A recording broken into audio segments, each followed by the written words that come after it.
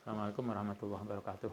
Waalaikumsalam. Mustafa Muhammadin sallallahu alaihi wasallam wa dirati wa sunnah salihin salam katul muqarrabin. Usan ila mu'alifat al-kitab Sayyid Muhammad bin Ali Al-Maliki sunnah Husan aba'ana wa madina ajatina sunnah syihina. Husan ila mahatina raskiya malang talam lima asati ma'ali baitihim. Lillahi ta'ala lahumul fatihah.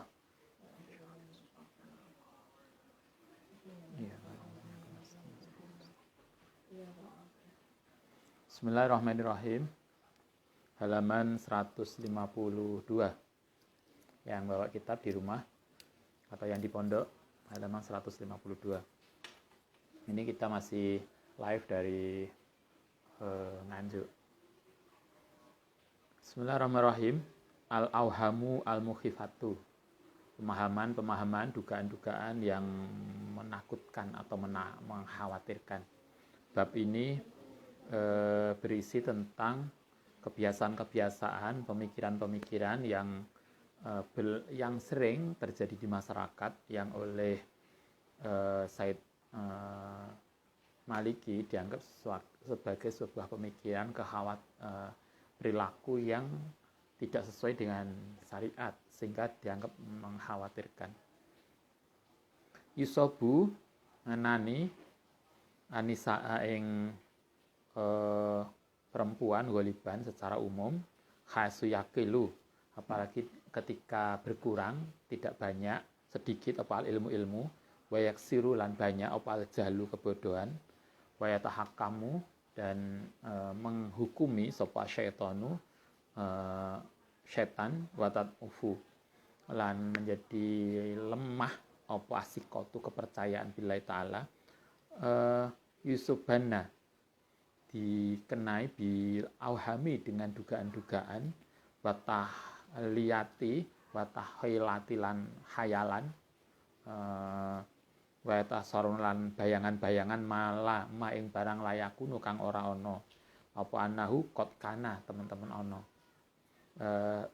Tidak jarang terjadi, kata Said Maliki, saat ini perempuan, saya kira bukan hanya perempuan ya, masyarakat yang karena pengetahuannya yang kurang mendalam, kemudian rasa imannya kepada Allah itu tidak cukup kuat, maka kemudian mereka dibayangi oleh gambaran-gambaran, imajinasi-imajinasi yang sebetulnya tidak sesuai dengan kenyataan yang ada.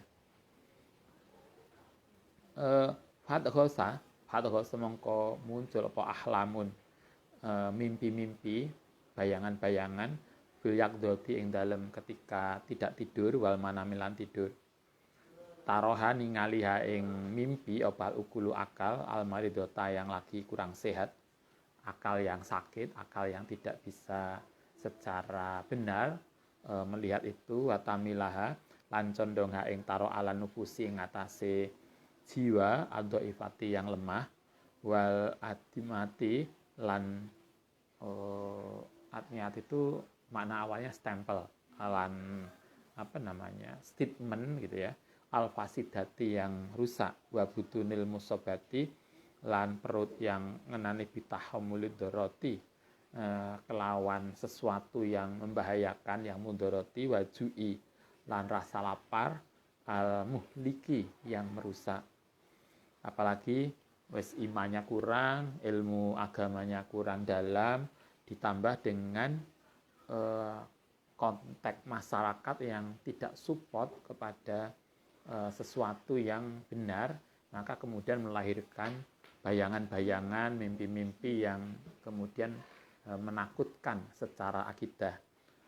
Hadhihi itu syahidu, karena itulah kemudian kau bisa menyaksikan al-jina ing kegilaan fikuli babin dalam setiap pintu, wa nafidatin lan jendela, wa tasma'ulan bisa mendengar sapa sira aswatal afariti ing suara-suara jin, minat dahalisi dari lorong-lorong, wasalalimi lan dari tangga, wasukufilan atap, wal madohidi lan tempat-tempat kamar mandi, wa mengkuli makanin dan dari setiap tempat, maksudnya bisikan itu, segala sesuatu yang baik tadi seolah-olah muncul di dalam setiap lingkungan rumah kita, dari tangga, dari kamar, dari lorong, dari kamar mandi, seolah-olah itu membenarkan mimpi-mimpi, membenarkan bayangan-bayangan yang sesungguhnya itu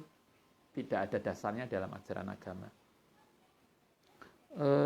Wa fi naumi lan ing dalam turu ya tamasal ing dalam tidur ya tamasalu condong laha apa adun musuh minal ibili ala ijaiti dari ibil unta al haijati yang bunting batasa bilan pawang al mutamarodati yang membangkang. Ada dalam konteks itu kemudian ditambah mimpi tahayul, ditambah tukang ramal yang ahyanan satu ketika yakunono apa saabin peramal tadi iku asikon mendukung, tapi juga kadang wasarikon lan kadang mencuri, wasyaitonan lan setan muslihan yang membawa senjata, yuhawilu yang yuhawilu mengerumuni kita qatla zaujia ing membunuh suaminya mar'ah awetadahadah utawa mengancam bidabhi waladiha kelawan menyembelih anaknya mar'ah buat mil baiti lan akan merobohkan rumahnya ala roksiha ing atase kepalane mar'ah. Warubama hasalat lan terkadang muncul apa hadil ahlami mimpi tadi bila mar'ati maring mar'ah al haidi wa nufasai ing dalam perempuan haid dan nifas au fi sahri rabi'i atau ing dalam bulan yang keempat min ashhuril hamili saking bulan kehamilan. Ada toh kalau di masyarakat tertentu kalau hamil sekian bulan ini harus begini karena nanti kalau nggak begini akan terjadi begini. Nah, jadi ada gambaran-gambaran ajaran-ajaran yang oleh Said Maliki dianggap ini sebuah pelajaran, sebuah statement, sebuah kebiasaan di masyarakat yang kadang berlaku tetapi sesungguhnya dia tidak punya dasar. Nah, tetapi celakanya masyarakat lebih percaya itu daripada ajaran agamanya. Jadi artinya mereka lebih takut pada ajaran tahayul tadi daripada ajaran agamanya. Kadang ada toh di masyarakat tertentu kalau kita nikah nggak boleh arah tertentu dari rumah kita, sehingga kemudian kita benar-benar tidak berani menikah dengan dia karena rumah dia itu dengan rumah kita itu menghadap pada arah tertentu. Nah, arah tertentu ini menjadi lebih menakutkan, lebih kita takuti daripada kenyataan bahwa sebetulnya agama tidak melarang itu. Nah, atau ada lagi dengan hitungan tertentu, kemudian karena hitungannya pada jatuh pada hitungan yang tidak nyaman, kemudian akhirnya benar-benar kita tidak berani nikah karena hitungannya yang nggak pas. Nah, muncul seperti itu. Awalati taati atau sesuatu yang memberikan minal muhdarati saking mudarat wal mukaifiyati lan carama ing barang yabitu yang menetapkan bi kelama opal kufusuk tekanan jaiman yang menekan ala sodriya ing atase dadanya. Artinya banyak kemudian tekanan-tekanan dari masyarakat. Kok bisa toh Mbak, sampean ini loh hitung-hitungannya segini, kok berani? Kemudian justru kemudian perasaan kita, psikologis kita menjadi tertekan, menjadi tidak berani melakukan sesuatu karena itu tadi. Walaupun kita tahu agama misalnya secara jelas tidak melarang atau membolehkan, tapi kemudian kita takut karena persoalan-persoalan tadi. Wadihaban lan berangkat dia kelan mar'ah tadi apa kulu mudhibin segala sesuatu yang telah pergi wa kotakunu ala halatin minal qadarati saking sesuatu yang kotor, wa najasati layas udu maha, yang tidak akan bisa naik maha sartane nafsul kadarah tadi, apa nafsun naimi, jiwa orang yang tidur ila ufukil auhami, kecuali maring pemikiran yang bersifat wahm dugaan, wal adolili lan pemikiran yang sesat. Baida istaqoido nalikane bangun minan naumi saking turu komat, mongko kemudian terjadi apa tasihu utuli khaifatin, yaitu jelasnya suara-suara yang menakutkan, al-munziajatin, yang merusakkan, musri'atan lan cepat ila saihi. Ini bahasanya agak sastra ya. Bahasa yang dipakai itu simbolik-simbolik pada mulai halaman 152. Tapi intinya kita menangkap bahwa Syekh Maliki itu, Imam Said Maliki mengingatkan kepada kita bahwa tidak jarang terjadi di masyarakat itu kita lebih takut kepada kebiasaan yang sesungguhnya itu tidak punya dasar. Seolah-olah kebiasaan atau statement itu benar-benar terjadi, bahwa itu koyo sudah pasti, padahal itu tidak ada dasarnya dan di dalam agama tidak mengajarkan itu. Nah, celakanya kita lebih takut pada itu, sehingga kemudian kita tidak lagi berpegang atau kita kemudian menjadi kehilangan kepercayaan kita kepada Allah Subhanahu wa taala dan sikah kita pada Allah karena kita lebih memperhatikan itu.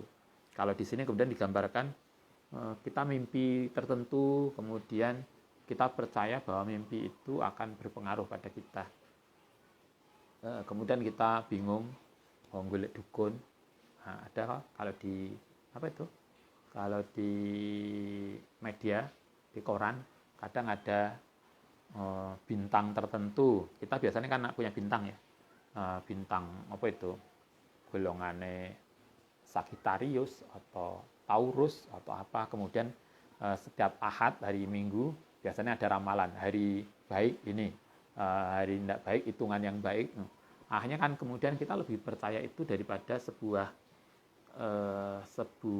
kenyataan ajaran agama bagaimana itu terjadi.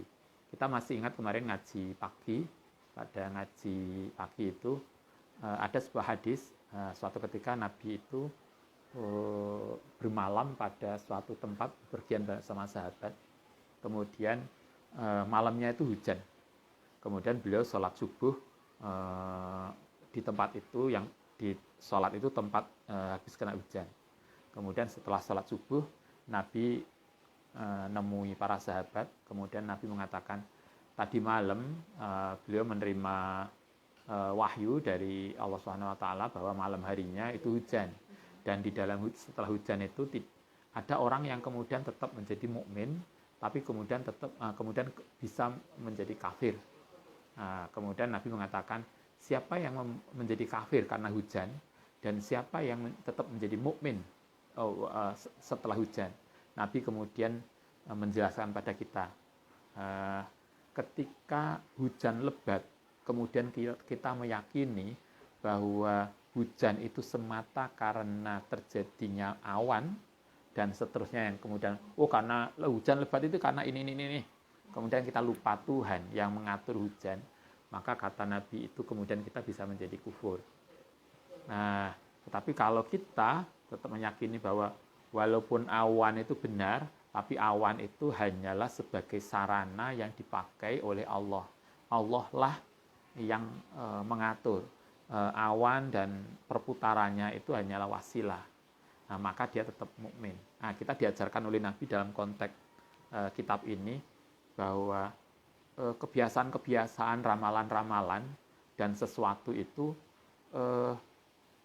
kalau sebagai informasi saja, tetapi tidak membuat kita benar-benar yakin tentang kebenarannya, maka itu masih bisa ditoleransi. Tetapi kalau kemudian kita meyakini benar ramalan itu akan terjadi, bahwa kemudian karena itulah kita lupa tentang kekuasaan Tuhan, maka itulah yang kemudian menjadi salah. Nah, yang itu oleh Nabi kemudian dianggap akan bisa menyebabkan kekufuran. Nah, Said Maliki ngajarkan kita ada kebiasaan di masyarakat saat ini di mana kita kadang lebih percaya pada ramalan daripada Allah Subhanahu wa taala. Kita lebih percaya pada dukun daripada Allah. Kita lebih percaya kepada sesuatu kebiasaan yang tidak punya dasar secara syariat daripada syariat yang diajarkan Allah. Itulah yang oleh Imam Said Maliki disebut sebagai al-awhamul al-mukhifah, yaitu pemahaman-pemahaman, dugaan-dugaan, persepsi-persepsi yang itu mengkhawatirkan, karena mengkhawatirkan secara keimanan kita. Wal jaizu, begitu ada orang mimpi, kemudian cari dukun. Komat, karena itu musri'atan ila saihil al-mu'abbir, untuk nanya kepada orang pintar, begitu malamnya mimpi, saya kok mimpi ini ya? Ini alamat apa? Al-mu'abbir allati yakusu, yang menceritakan aliangan mu'abbir ru'yaha, ru'ya ing mimpinya. Watatlubu, lan meminta minhu saking mu'abbir, orang yang dukun tadi, tafsir ahlamiha, tafsire mimpinya ini bil mustahili, kalan suatu yang mustahil, wal jaisi, apa yang boleh. Jadi, Mbah, saya tadi malam mimpi ini, kemudian ini tafsirnya kayak apa? Apa yang boleh saya lakukan dan apa yang tidak boleh saya lakukan. Nah, kita lebih percaya ramalan dukun daripada kekuasaan Allah Subhanahu wa taala. Liana iku ya'rifu kulli syai'in, ya'rifu kulla syai'in minal kitabi.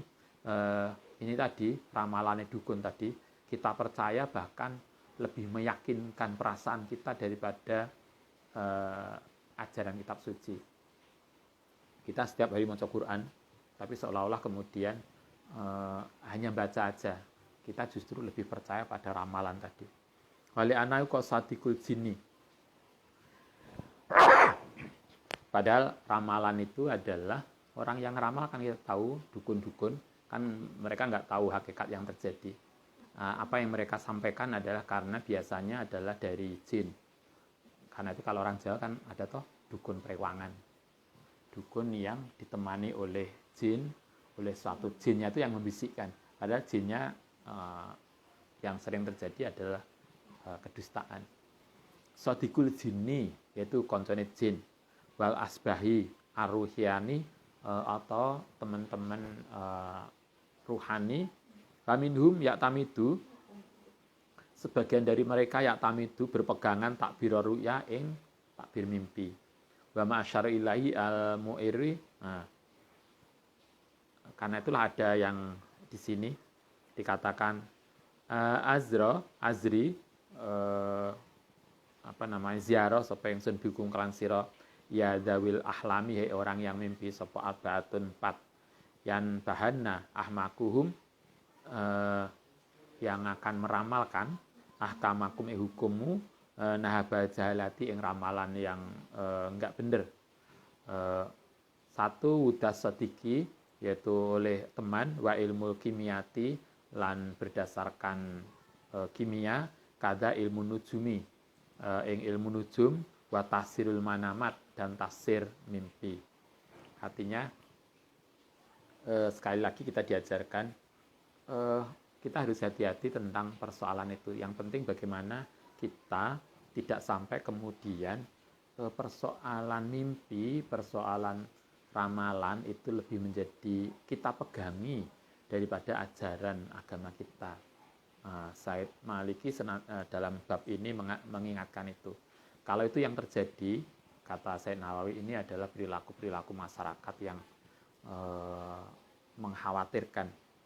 Wa maratir razi utaati as-sihra, memberikan as-sihra ing sihir di kitabati tolamisi kelawan catatan jimat. Wadufina lan di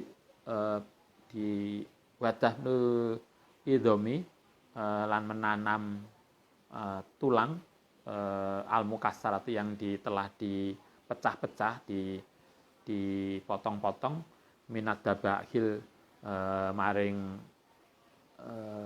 dabaih dari sembelian lilit jini maring jin.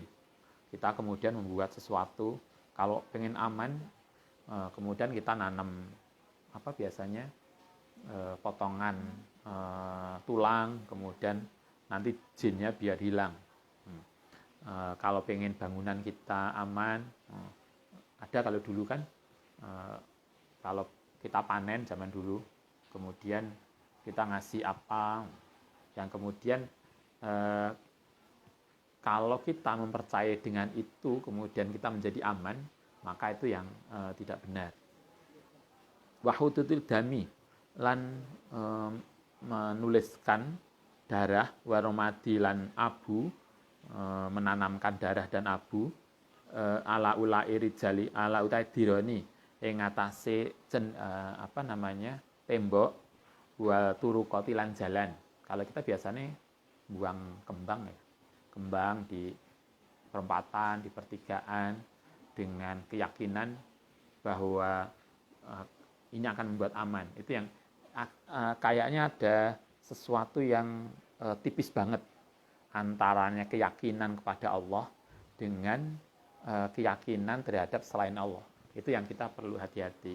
Karena kalau karena tipis, maka kemudian kita menjadi terpleset. Padahal yang sering terjadi kalau kita biasanya pakai kalau laki-laki cincin gitu ya, kita bahwa Allah ada benda-benda lain yang oleh Allah diberikan kekuatan, itu iya. Tapi ketika kita memakai cincin yang kemudian dianggap mempunyai kekuatan dan itu bisa memberikan keberuntungan, itu yang kemudian kita bisa terpleset. Seolah-olah kalau kita sudah bawa cincin, mesti pokoknya lah bawa cincin konggone mbae, insya Allah kita aman. Itu yang kemudian enggak benar. Kita lupa yang mengatur itu Allah. Ini loh yang kayaknya yang kita perlu hati-hati untuk menata niat, menata hati, menata perasaan, agar kemudian kuasa Allah itu tidak hilang atau tersingkirkan di belakang kekuasaan benda-benda yang kita pakai. Anda boleh pakai cincin, silahkan aja. Kebetulan kalau Ustaz nggak suka cincin, jadi nggak ada apapun. Karena terasa berat banget cincin yang gini, sehingga kita nggak pakai. Tapi kalau Anda mau pakai, silahkan aja. Itu nggak ada problem, silahkan. Hanya kalau kemudian misalnya biasanya cincinnya di suwuk yai, atau ini hasil tirakat di gunung apa, di gua apa, kemudian mempunyai kekuatan yang luar biasa. Kemudian kita berkeyakinan dengan membawa ini, kita membuat kita selamat, dan yang membuat selamat itu benda ini. Itu yang kemudian menjadi salah. Artinya ada sesuatu yang tipis di dalam hati kita untuk membedakan di mana Allah dan di mana sesuatu yang selain Allah. Tadi yang kasusnya Kanjeng Nabi itu, ketika orang meyakini bahwa hujan lebat itu yang membuat menjadi lebat itu adalah karena tebalnya mendung. Karena mendungnya tebal, maka hujannya menjadi lebat, kita lupa Allahnya, itu bisa menjadi kufur. Nah, tetapi kalau hujan lebat itu karena Allah lewat perantara ini, mendung yang tebal, kita tidak jatuh pada kufuran. Nabi mengajarkan itu. Sama dengan ini, kita sekarang lagi pandemi yang semua kita khawatir. Kalau kemudian kita misalnya, naudzubillah, semoga kita semua terjaga, kemudian kena pandemi atau terselamatkan dari pandemi karena kita rajin minum obat tertentu, yang kemudian kita berkeyakinan bahwa yang menyelamatkan kita, yang membuatkan kita itu selamat dari pandemi itu adalah karena obat ini. Ini yang bisa menjadi salah. Karena seolah-olah Allahnya hilang dalam perspektif kita. Nah, maka karena itu kita diajarkan, alhamdulillah kita selamat dari pandemi, alhamdulillah karena lantaran ini. Jadi obat itu hanya wasilah, yang membuat selamat tetaplah Allah. Kayaknya itu yang harus kita camkan di dalam diri kita. Ada kalau di sini ceritakan agar rumah kita selamat, kemudian temboknya dikasih abu tertentu, atau nanam kepala ayam, atau apa, itu yang kemudian menjadi salah. Kulu dalika, kita diingatkan, semua itu layu asiru, tidak memberikan pengaruh, walayaduru, dan tidak akan memberikan mudorot, biidznillah, kelawan izin Allah Ta'ala, kecuali dengan izin Allah Ta'ala. Kemarin masih ingat juga ngaji pagi, di mana ada orang bagaimana menceritakan mimpi, tentang mimpi buruk. Ternyata kan kalau kita mimpi buruk, kita disuruh berdoa tertentu. Maka katakan Nabi, doalah dengan itu, insya Allah mimpi buruk itu tidak akan, jadi mimpi itu tidak akan terjadi. Kita diajarkan bahwa apapun itu, apapun selain Allah, tidak akan memberikan manfaat, juga tidak akan memberikan mudarat, kecuali atas izin Allah SWT. Illa ulaika rijalu, kecuali mereka laki-laki wanisa'a lan perempuan alladzi la imanun, yang tidak ada keimanan lahum, wala silatun, lan tidak ada perantara lahum kedua mereka laki-laki dan perempuan lil khairi maring baik, wala ya'rifuna, lan tidak mengerti minal Qur'ani saking Qur'an wal alkari lan saking zikir, doa-doa maing paring yusrifu, yang bisa memalingkan andum saking mereka sapa syayatin yang setan, wa yahululan min bainahum, ing antara mereka bena abasid dajjalin, ana antarane mainane dajjal, wal muta'awidin, lan orang-orang yang kita mintai untuk dijaga. Wal mar'atu, utawi perempuan al jahilatu yang jahil, yang tidak ngerti iku yukhifuha, mengkhawatirkan ha ing mar'ah jahilah apa kullu syai'in, segala sesuatu. Bagi Said Maliki mengingatkan kita, sebagian dari perempuan, bukan hanya perempuan saya kira ya, kita juga begitu, sebagian dari manusia itu justru lebih khawatir mimpi-mimpi tadi yang daripada pada Allah Subhanahu wa taala. Karena mimpi buruk kemudian kayak turu, mikir. Mimpi buruk itu lebih ditakuti daripada Allah dan yang lain. Ya, itulah yang kemudian diingatkan bahwa itu tidak ada dasarnya. Mestinya kita itu lebih yakin kepada Allah dengan doa, lebih yakin kepada kanjeng Nabi dengan doa, daripada dengan mungkin ya bahwa ada setan yang mengganggu ya, ada jin yang mengganggu kita ya, tapi insya Allah kita akan tetap aman, kita akan tetap terjaga selama kita iman pada Allah, percaya pada Allah dan Rasulnya. Nah, mestinya begitu. Orang yang tidak paham justru lebih takut pada itu daripada Allah Subhanahu wa taala. Kalau kita ngaji pagi, kita diajarkan doa. Nabi itu ngajari kita luar biasa. Kita selama ini nggak banyak doa yang kita baca. Tapi kalau kita ngaji azkar itu, mulai bangun tidur sampai tidur lagi, itu tidak ada waktu yang Nabi tidak mengajarkan doanya. Kita biasanya hanya doa makan. Karo apa lagi? Doa kawe baju, bangun tidur, mau tidur. Padahal mau tidur itu doanya 8 atau berapa ya? Berbagai redaksi. Artinya gini, ketika Nabi tidur di rumahnya Sayyidah Aisyah, maka Nabi ngajari Sayyidah Aisyah doa tidur begini. Ketika Nabi tidur di rumahnya Ummu Salamah, istri Nabi yang lain, Nabi ngajari doa Ummu Salamah, doa tidur begini. Ketika ke Sayyidah Fatimah putrinya, doanya beda-beda. Artinya kan banyak redaksi doa.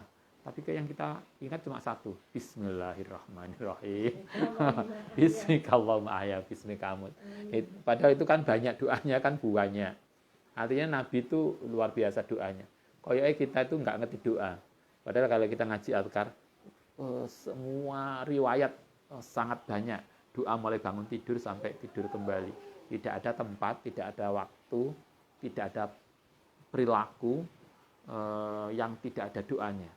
Nah, mestinya itu harus lebih kita yakini daripada mimpi yang nggak jelas. Mimpi, Ustaz, saya kok mimpi dikejar ulo. Ini ulonya akeh dan banyak. Ular, bahasa Indonesianya apa ular ya? Dikejar ular, dan itu sering toh kadang kita mimpi begitu, dikejar ular. Kalau dulu Ustadz sering mimpi dikejar ular. Jari ini lah dikejar ular itu apa namanya? Enek sing nggodani. Kadang kemudian kita kepikir, kita lupa bahwa mimpi itu tidak akan membahayakan kita selama kita kemudian segera berdoa kepada Allah minta perlindungan. Kanjeng Nabi yang mengatakan itu. Orang-orang yang kemudian tidak kenal Allah, nggak yakin benar pada Allah, kepada Kanjeng Nabi, kemudian lebih takut itu. Watahsabu lan menganggap ana ajrata hadzal wujuda saat temene ketersegeraan muncul wa muhawaruhu alladzi yaduru alaihi, seolah-olah kemudian mimpi tadi itu akan menjadi kenyataan. Bahwa mimpi ada yang menjadi kenyataan ya, tapi karena mimpi itu biasanya mimpi itu bisa macam-macam. Kalau kita melihat Ibnu Sirin, kalau kita melihat teori Freud, mimpi itu adalah alam bawah sadar kita yang keinginan alam bawah sadar. Jadi pengen motor karena lama nggak dikasihkan orang tua, kemudian pengen motor, maka kemudian mimpi. Keinginan alam bawah sadar itu kalau Freud. Tapi kalau kita belajar Ibnu Sirin, mimpi itu sangat beragam. Ada yang mimpi alam bawah sadar, itu salah satu jenisnya. Tapi ada juga mimpi itu yang mimpi asodikoh, mimpi peringatan. Ada lagi yang mimpi hanya kembang tidur. Tapi ada juga mimpi yang benar. Misalnya kita akan melakukan sesuatu, Allah ngasih warning lewat mimpi. Kadang tidak hanya sekali, 2 kali, 3 kali Allah ngasih. Ada yang begitu. Tetapi untuk mimpi-mimpi yang buruk, kalau kita ngaji pagi itu, Nabi, kalau Anda bermimpi buruk, Anda bisa lihat di pengajian kita sebelumnya untuk yang ngaji azkar, ada tentang mimpi buruk. Bagaimana hukumnya, bagaimana cara mengatasinya, bagaimana doanya, itu ada di situ. Mimpi-mimpi buruk. Maka Anda bisa lihat kembali di pengajian kita yang sebelumnya. Mimpi-mimpi buruk itu, kata Nabi, tidak akan terjadi kalau tanpa izin Allah. Dan agar itu tidak terjadi, maka kemudian kita oleh Nabi diajarkan untuk berdoa. Begitu malam mimpi buruk, maka segeralah kita wudhu berdoa agar kita dijauhkan dari mimpi buruk itu. Sebagian orang menganggap begitu mimpi itu seolah-olah kemudian akan menjadi kenyataan, kemudian kita menjadi takut karena itu. Bi'aidi saharati, di tangan para sihir, wa kahanin lan dukun, wal munajjimin lan para peramal. Fahum alladzina yakhlukuna, fahum haluta mereka alladzina yakhlukuna, yang menciptakan, wa yarzukuna ngasih rezeki, wa yahbuna lan yang memberikan al-aulad ing anak, wa yaktuluna lan akan membunuh al-qarina ing pengganggu, wa yubtiluna lan akan membatalkan asihro ing sihir, bayaraduna lan akan menolak ainal aidin alaihi ing pandangan orang-orang yang nggak suka. Mungkin ini tradisi, nggak tahu. Mungkin ini kayaknya Anda yang di Saudi atau yang pernah tahu tradisi Saudi, mungkin bisa dicek. Kalau Said Maliki melihat sebagian masyarakat itu ada yang lebih percaya kepada ramalan itu, percaya dukun, peramal, tukang sihir atau apa-apa, dan mereka menggantungkan hidupnya pada nasihat mereka, seolah-olah mereka lah yang ngasih rezeki mereka, seolah-olah para dukun itulah yang menentukan nasib baik dan buruk mereka, seolah-olah dukun itulah yang menyelamatkan mereka. Saya nggak tahu kalau di kita kan ada juga toh. Mungkin konteksnya bukan hanya kita, mungkin juga kebiasaan masyarakat di sana ya, di wilayah Arabia, di mana ada sebagian orang yang lebih percaya kepada ramalan-ramalan itu. Itulah yang kemudian menurut Said Maliki adalah faham, asumsi, pemikiran yang menakutkan, karena itu akan menghilangkan keyakinan kita kepada Allah Subhanahu wa taala. Wal waqi'u as-sahih, utai kenyataan yang benar, iku anna kulla syai'in. Kita kemudian di terakhir statement terakhir itu, disampaikan oleh Said Maliki, anna kulla syai'in, bahwa segala sesuatu itu biyadillahi, di tangan kekuasaan Allah Ta'ala. Wa annahu dunia Allah Ta'ala iku al-mutasarrifu, yang memalingkan atau mendistribusikan fi khalqi, dalam ciptaannya Allah, bima kelan barang yasha'u, yang menghendaki sapa Allah, wa kaifa ma yasha'u, lan bagaimana. Yang harus kita yakini adalah bahwa segala sesuatu tidak akan terjadi tanpa izin Allah, apapun itu. Karena itu yang harus kita yakini adalah bagaimana kita mendekatkan diri pada Allah. Jangan sampai kemudian kita mimpi buruk, seolah-olah itu kemudian terjadi dan kita larinya tidak pada Allah, doanya tidak kepada Allah, tapi kepada dukun, yang seolah-olah kemudian dukun itulah yang bisa menyelamatkan kita. Itu yang kemudian diingatkan oleh Said Maliki di sini. Kayaknya ini mungkin sebagian kita sekarang nggak lagi dukun, tapi seolah-olah kemudian yang menentukan nasib kita itu pimpinan. Kita berubah. Tapi kayaknya podo toh, seolah-olah yang menentukan nasib itu pimpinan kita. Kalau bukan karena dia, kayaknya kita nggak makan. Kita lupa Allah lah yang menentukan bahwa kita harus berbuat baik pada pimpinan, itu ya. Karena itu atasan kita yang mengatur sebagai manajer. Tapi bukan berarti kemudian dia yang menentukan hidup dan mati kita. Itu yang kemudian keliru. Itu kan, kalau itu yang terjadi, maka apa bedanya dengan orang di kampung yang kemudian juga menyampaikan seolah-olah dukunnya. Kalau dulu Ustadz pernah ke masyarakat tertentu, itu ada tokoh yang sangat dihormati, memanggil juga Mbah Dukun. Jadi apapun, bangun rumahnya madep kemana, kapan bangunnya, pokoknya semua di kampung itu apa kata dukunnya. Itu salah satu sesepuh yang untuk menjadi dukun itu tidak mudah, karena naik tirakatnya bener. Jadi mereka harus puasa, harus tirakat, macam-macam. Tapi karena itulah kemudian mereka dihormati. Jadi masyarakat kampung itu tidak akan berani melakukan apapun tanpa izin sesepuhnya ini. Nah, ini yang kemudian keyakinan kita kepada Allah menjadi hilang. Nah, Said Maliki ngajari kita bahwa ada barang-barang tertentu yang punya kekuatan itu ya, tetapi bahwa yang menentukan semuanya adalah Allah. Itu kayak tadi yang Ustaz sampaikan, bahwa ada cincin, ada akik yang mempunyai kekuatan tertentu ya, tapi kekuatan itu tidak akan berpengaruh pada siapapun dan apapun illa biiznillah. Itulah yang kemudian kita harus yakinkan di dalam diri kita, bahwa Allah lah yang menentukan. Sehingga kalau kita menghadapi sesuatu, jangan pernah untuk berdoa kepada Allah SWT. Itu yang pada sesi ini yang ingin diingatkan oleh Said Maliki. Jangan sampai dalam kehidupan ini kemudian kita lupa Allahnya, kemudian lebih percaya pada simbol, mimpi, dukun, kekuasaan tertentu, dan yang lainnya. Allah lah, faida maritu fahuwa yasfin. Kalau kita sakit, Allah lah yang menyembuhkan. Semoga kita semua terjaga.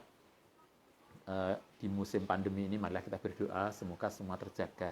Kalau kemudian kita karena rajin minum obat, kemudian alhamdulillah kita terhindar dari corona, maka jangan salah di hati kita. Bukan obat itulah yang membuat kita sehat, tapi Allah lah. Obat itu adalah perantara yang diberikan oleh Allah pada kita sehingga kita tetap sehat. Nah, cara menata hati kayak begini loh yang kita perlu. Sehingga kalau tidak, maka Allahnya akan tersingkir, sementara kita lupa. Seperti yang Ustadz sering sampaikan, kita petani gitu ya, kemudian alhamdulillah panen kita panen banyak, kemudian ditanya, Kang, alhamdulillah ya panennya sampean sekarang melimpah. Kadang kita lupa, ya iyalah, ini kan sekarang saya pupuk dengan pupuk yang import. Kayaknya pupuk itulah yang membuat kita panen kita melimpah. Kita lupa Allahnya, bahwa pupuk itu sebagai wasilah ya. Alhamdulillah panennya melimpah, Allah memberikan berkat pada kita. Salah satunya juga dengan lantaran pupuk itu. Nah, cara kita mengemas, inilah yang penting. Jangan sampai kemudian kita harus menempatkan apapun yang membuat kita baik, apapun yang membuat kita kemudian mengalami sesuatu itu hanya wasilah saja. Tapi Allah lah yang menentukan. Baik, begitu. Sekali lagi, marilah kita berdoa. Semoga di kondisi ini, semua keluarga kita sehat, semua keluarga kita terjaga, bangsa kita segera terhindar dari kondisi yang sangat tidak mengenakan pandemi COVID ini. Al-Fatihah.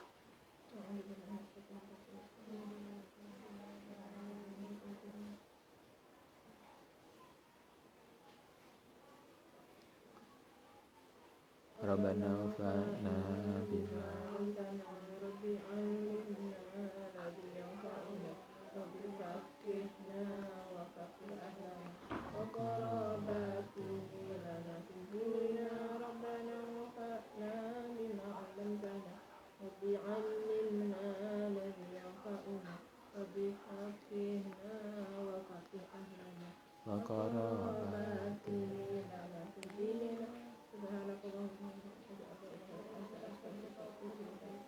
Assalamualaikum warahmatullahi wabarakatuh.